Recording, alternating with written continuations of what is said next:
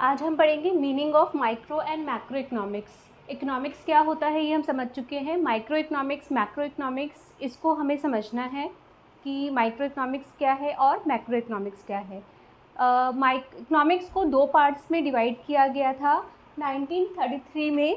Ragnar फ्रिश economist थे, उन्होंने 1933 में फर्स्ट टाइम इकोनॉमिक्स को दो पार्ट्स में डिवाइड किया था, micro economics and macro economics. Hindi में बोलेंगे व्यष्टि अर्थशास्त्र और समष्टि अर्थशास्त्र। ठीक है, तो माइक्रो इकोनॉमिक जैसे कि आपको वर्ड से समझ में आ रहा है, माइक्रो मतलब छोटा या छोटी इकोनॉमिक्स या छोटा अर्थशास्त्र।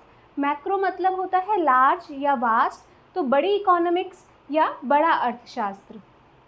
तो माइक्रो इकोनॉमिक्स के अंदर हम इकोनॉमी को छोटे रूप में पढ़ते हैं और मैक्रो इकोनॉमिक्स को हम इकोनॉमी को बड़े रूप में एज अ होल पढ़ते हैं।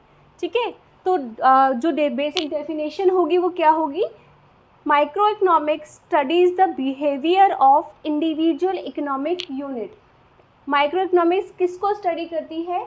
इंडिविजुअल इकोनॉमिक यूनिट्स के बिहेवियर को स्टडी करती है, यानी कि इंडिविजुअल डिमांड हर एक व्यक्ति को लेके चलती है, हर एक इंडिविजुअल को, इंडिविजुअल फर्म को, उनकी जो भी इकोनॉमिक एक्टिविटीज़ होती हैं उनको हम माइक्रो इकोनॉमिक्स के अंदर पढ़ते हैं। फॉर एग्जांपल इंडिविजुअल डिमांड हो गया, इंडिविजुअल सप्लाई हो गया, इसको हम प्राइस थ्योरी भी कहते हैं। ठीक है, इसको हम प्राइस थ्योरी भी कहते हैं। ये व्यक्तिगत इकाइयों के आर्थिक व्यवहार का अध्ययन करती है। माइक्रो इकोनॉमिक्स या व्यष्टि अर्थशास्त्र व्यक्तिगत इकाइयों के आर्थिक व्यवहार का अध्ययन करती है, जबकि मैक्रो इकोनॉमिक्स या समष्टि अर्थशास्त्र में हम पूरी इकोनॉमी को एक यूनिट मानकर उसकी स्टडी करते हैं। इकोनॉमी को एज अ होल लेके चलते हैं।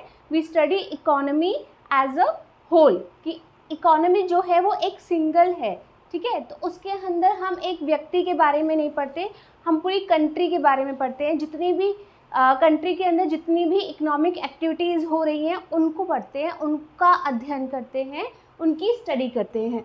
तो macro economic studies the behaviour of economy as a whole, कि हमारी जो पूरी इकोनॉमी है वो एक यूनिट है, उसको पूरी इकोनॉमी को हम पढ़ते हैं। इसीलिए मैक्रो इकोनॉमिक्स को इनकम थ्योरी भी कहा जाता है। ठीक है, तो इसके अंदर एग्जांपल्स होंगे आपके एग्रीगेट डिमांड, एग्रीगेट सप्लाई, यानी कि समग्र मांग या समग्र पूर्ति। पूरी इकोनॉमी की मांग, पूरी इकोनॉमी की पूर्ति को हम मैक्रो इकोनॉमिक्स से पढ़ेंगे, क्योंकि हम लार्ज एरिया पढ़ रहे हैं, और माइक्रो इकोनॉमिक्स में हम स्मॉल एरिया पढ़ रहे हैं, तो उसमें हम इंडिविजुअल यूनिट्स को भी स्टडी करते हैं, लेकिन मैक्रो इकोनॉमिक्स में हम इंडिविजुअल यूनिट्स को स्टडी नहीं करते। इसमें हमारी पूरी कंट्री या पूरी इकोनॉमी की इकोनॉमिक्स हो जाती है। इसमें हम बजट पढ़ते हैं, इसमें हम नेशनल इनकम पढ़ते हैं, इसमें हम एग्रीगेट डिमांड पढ़ते हैं, एग्रीगेट सप्लाई पढ़ते हैं, जो कि पूरी इकोनॉमी को इफ़ेक्ट करता है, पूरी कंट्री को इफ़ेक्ट करता है। ठीक है, और जबकि माइक्रो इकोनॉमिक्स में हम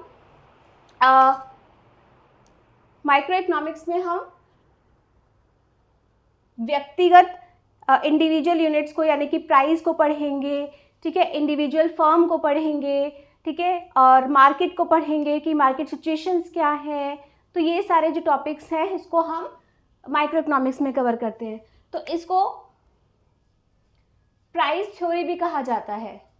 ठीक है, प्राइस थ्योरी, क्योंकि इसमें हम कीमत को भी निर्धारित करते हैं, और जबकि मैक्रो इकोनॉमिक्स को हम इनकम थ्योरी भी कहते हैं।